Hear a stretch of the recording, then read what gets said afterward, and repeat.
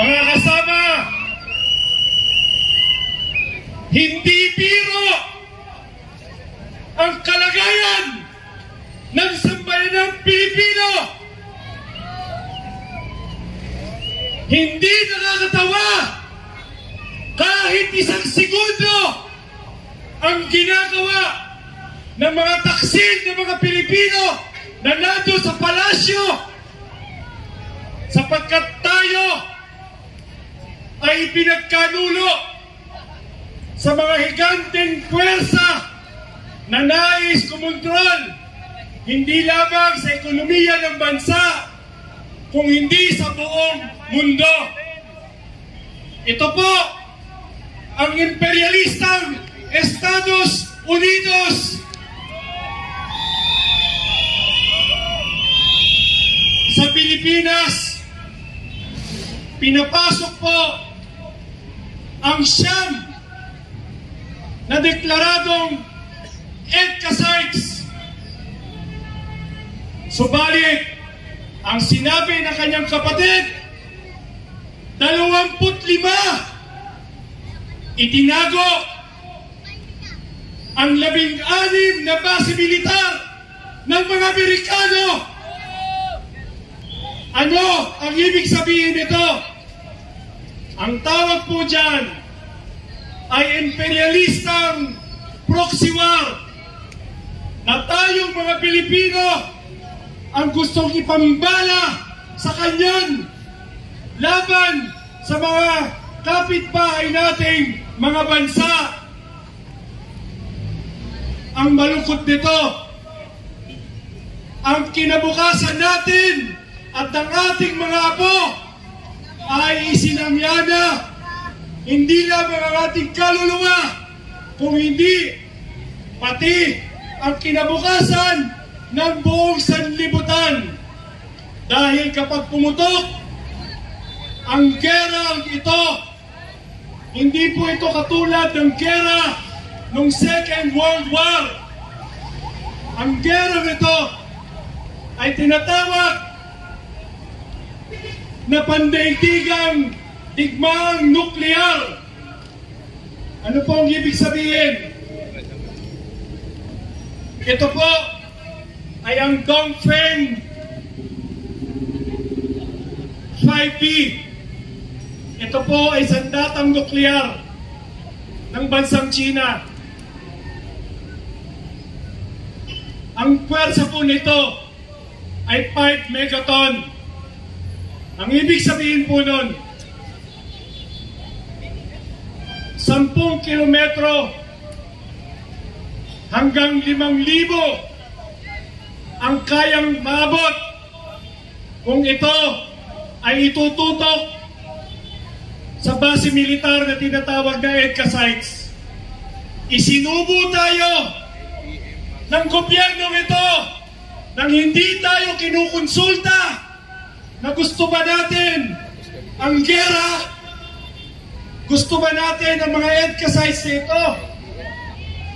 Kanina, maraming sektor na nagsalita.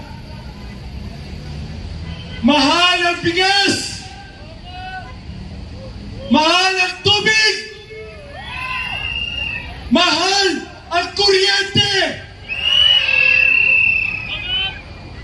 Pero mas mahal ang paparating na digmaan kapag napikon ang mga bansa na inapilit na inaaway sa ilalim ng imperialistang proxy war. Walang kaaway ang Pilipinas. Kaya dapat ipatupad ang tinatawag na neutralidad at huwag magpagamit ang ating gobyerno sa mga imperialista sa pangunguna ng Estados Unidos.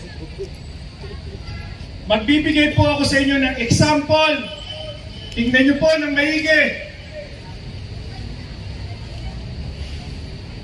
Kapag sinabi ko na detonate,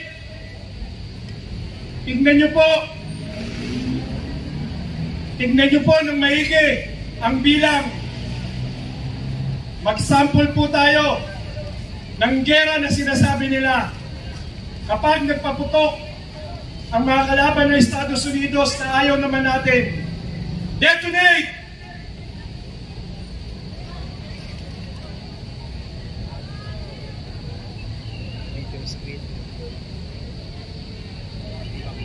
Yan po ang estimated casualty dito po sa Lalo Airport,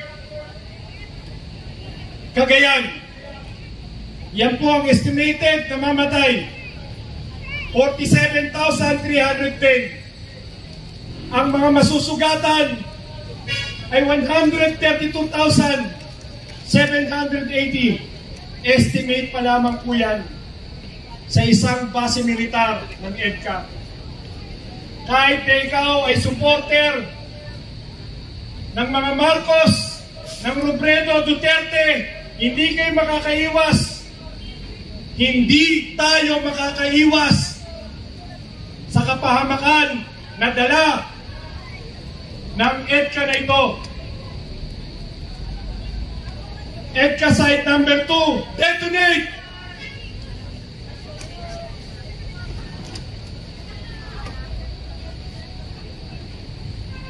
Ngayon po, Camilo Osias Naval Base, 12,830 na patay. Estimated na patay. At ang casualty po, 17,640. Maaaring mas mataas pa po yan.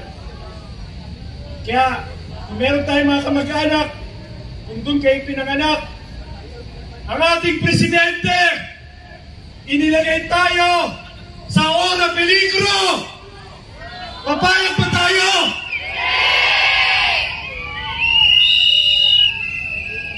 EDCA site number 3, detonate! Camp Melchor de la Cruz, Camu, Isabela, 132 deaths, estimated deaths.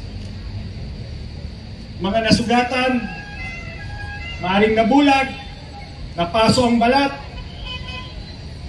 hindi nakahinga ng maayos dahil sa radiation, 371.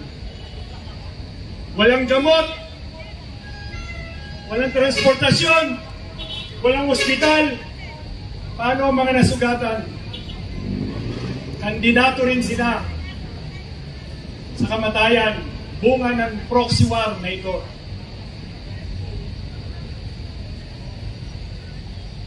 EDCA site number 4, detonate! Ayan po. Sino po ang mga taga Nueva Ecija? Taas po ang kamay. Papayag ba kayo? Ang ating presidente ay papatayin ang ating mga kamag-anak sa lugar na ito.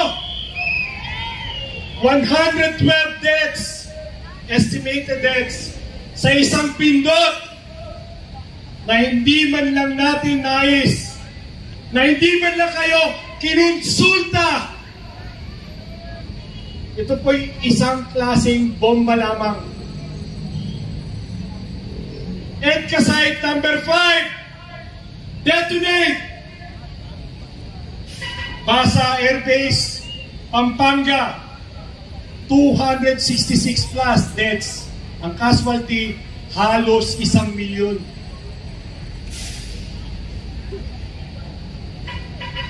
Sino mga taga Pampanga rito? Dapat simulan nyo na ang marcha! Dapat simulan nyo na ang pagkilos! Huwag nyo nang hintayin na dumating ang mga bomba nuklear na ito na sisira sa ating lugar. EDCA site number 6, detonate! Mactan, Benito.